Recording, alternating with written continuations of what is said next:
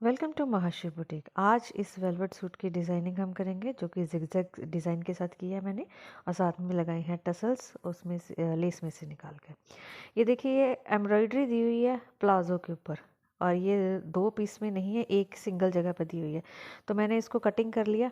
Cutting करके इसको दामन पे अटैच करूँगी, क्योंकि ये समझ में नहीं आ रहा था कि इसको लगाएं कैसे, क्योंकि इसकी विड्थ जो है वो कम थी दी हुई, एक ही साइड पर एम्ब्रॉयडरी की हुई थी। तो यहाँ पे फोल्ड कर लेना है, पेस्टिंग लगा लेनी है। एक्स्ट्रा जो मार्जिन वाला कपड़ा होता है उस पर पेस्टिंग लगा के इसको फोल्ड कर लिया हुआ। फोल्ड करके पिन के साथ सिक्योर कर लिया ताकि ये स्लिप ना हो, और उसके बाद एक रफ स्टिच दे देना, बाद में इसको रिमूव कर देना है। अब इसको लगाने के बाद में इसके किनारे पे जहाँ पे एम्ब्रॉयडरी ख़त्म हो रही है वहाँ पे सेम ऐसे ट्रायंगल शेप में हमने स्टिच लगाते हुए जाना है। किनारे पे हमने स्टिच लगाना है ताकि एम्ब्रॉयडरी नज़र आए, बाकी का जो फैब्रिक है वो नज़र ना आए। हमारा कटवर्क वाला डिज़ाइन जो है वो ईजिली बन जाएगा। अब ये लगा लिया हुआ हमने, थोड़ा थोड़ा डिस्टेंस छोड़ के कटिंग कर लेना है कपड़े को। एक्स्ट्रा फैब्रिक जो है वो कटिंग करने के बाद में कट लगाने हैं हर एक ट्रायंगल पे, कट कॉर्नर पे। और जो पीछे वाला मार्जिन दिया हुआ था उसको इस तरह से सिंगल फोल्ड कर लेना है। पहले रफ स्टिच रिमूव कर लिया हुआ है यहाँ पर। रिमूव करने के बाद इसको पलट लेना है। पलटने के बाद अंदर की तरफ को फोल्ड कर देना है, और ये बन गया हमारा कट वर्क। अब इसको अटैच करना है हमने। अटैच करने से पहले एक बार ये देख लीजिए, हर एक कॉर्नर पे इस तरह से टसल बनाने हैं।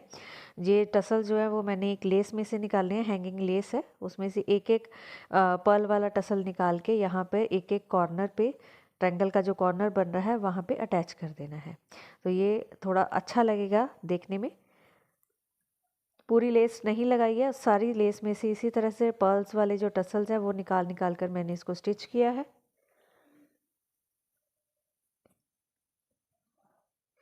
अब ये कटिंग कर लिया हुआ है। कटिंग करने के बाद में जब दामन पर इसको अटैच करना है तो कटवर्क से मैंने उसको कटिंग कर लिया।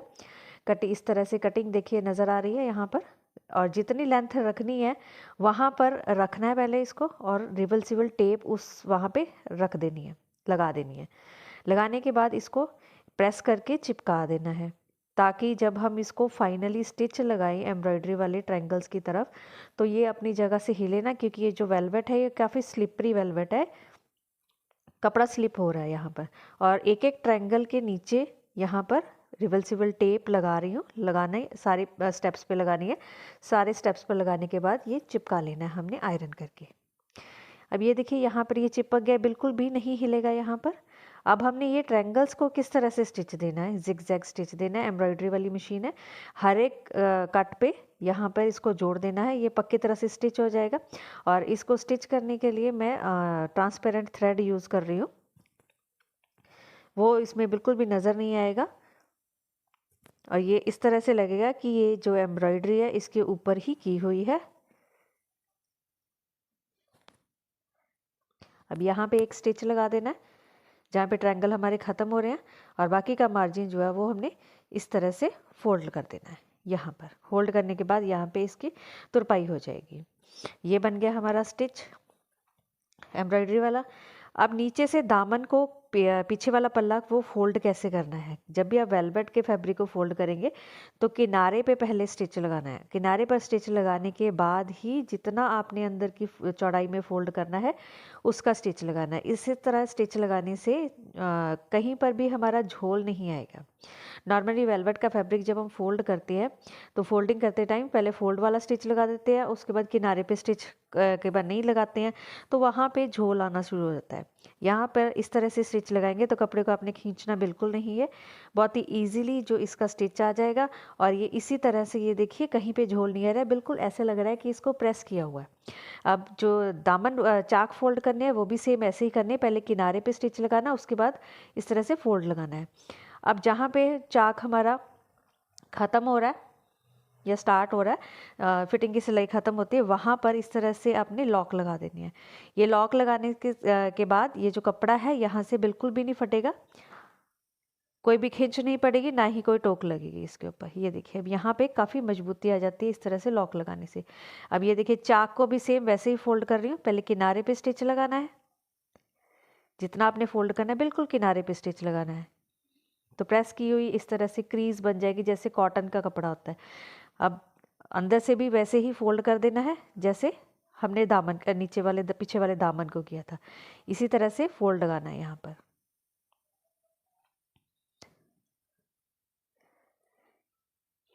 वेलवेट के कपड़े को इसी तरह से स्टिच लगाइए ताकि ये क्रीज बहुत अच्छी सेट हो जाए।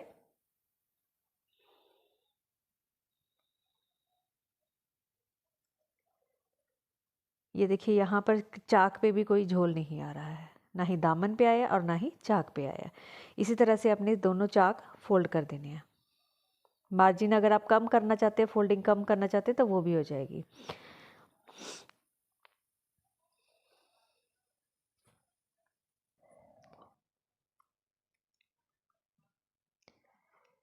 ये हो गया हमारा फ्रंट दामन टसल्स के साथ में जिगजैग स्टिच। सेम वैसे ही बनाना है मैंने स्लीव्स का डिज़ाइन, और पैंट का डिज़ाइन भी सेम ऐसे ही बनाया। 3 इंचज़ की विड्थ रखी है ट्रायंगल का डिस्टेंस की, और 1.5 इंचज़ की जो डेप्थ रखी है ट्रायंगल्स की।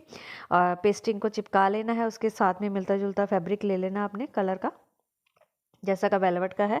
अगर आप वेलवेट का ही सेम लेते हैं उसी के ऊपर चिपकाते हैं तो थिकनेस थोड़ी ज़्यादा बन जाएगी, मोटा मोटा सा हो जाएगा। तो इसलिए प्रेफर करूँगी आपको कि आप कॉटन का फैब्रिक ही सेम कपड़े में ले लें, सेम कलर में ले लें। अब यहाँ पे रफ स्टिच लगाना है। पहले आधा इंच का सेम वैसे ही डिस्टेंस छोड़ना है जैसे आधा इंच का हमने कपड़े के ऊपर गैप छोड़ा हुआ है। अब यहाँ पे पहले एक रफ स्टिच लगाना, उसके बाद में हमने ट्रायंगल्स की शेप में स्टिच लगाते हुए जाना है। यहाँ पर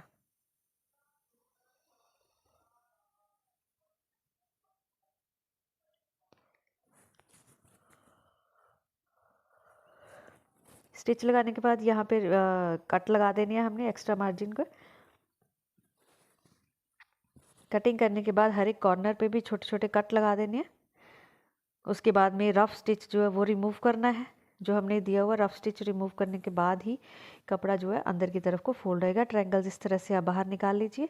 निकालने के बाद एक बार प्रेस कर लेने हैं इनको, ट्रायंगल्स को इस तरह से निकलेंगे। और प्रेस करने के बाद फोल्ड करके अंदर की तरफ को यहाँ पर हमने स्टिच लगा देना जहाँ पे हमारा फोल्डिंग वाला कपड़ा है।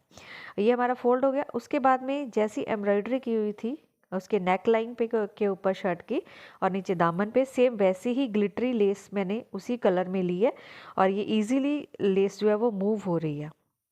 और जैसे जैसे शेप है वैसे ही सेम शेप में इसको ग्लिटरी लेस को घुमाते हुए जाना है। ये स्टिच लग गया। अब ये दूसरा एक और लेयर लगा रही हूँ इसकी लेस की। कॉर्नर आपने देखना है, बहुत अच्छे से घुमा देना है और उसको सेट कर देना है। ये हमारा स्लीव का डिज़ाइन हो गया। आपको मेरी डिज़ाइनिंग अच्छी लगी तो कमेंट ज़रूर कीजिएगा। मेरे चैनल को सब्सक्राइब कीजिए, नीचे दिए गए बेल आइकन को प्रेस कर दीजिए ताकि मेरी आने वाली वीडियो की नोटिफिकेशन आपको मिल सके। जैसे दामन के ऊपर मैंने टसल्स लगाए थे लेस में से निकालकर, सेम वैसे ही टसल्स यहाँ पे लगाऊंगी। हर एक ट्रायंगल का जो कॉर्नर बनना है वहाँ पर ये टसल लगाने हैं, और ये हमारा स्लीव का बहुत ही सुंदर सा डिज़ाइन तैयार हो जाएगा। इसी तरह से सेम डिज़ाइन बनाया है मैंने इसकी पैंट के ऊपर। डिज़ाइनिंग अच्छी लगी तो कमेंट जरूर कीजिएगा। Thank you so much for watching my videos.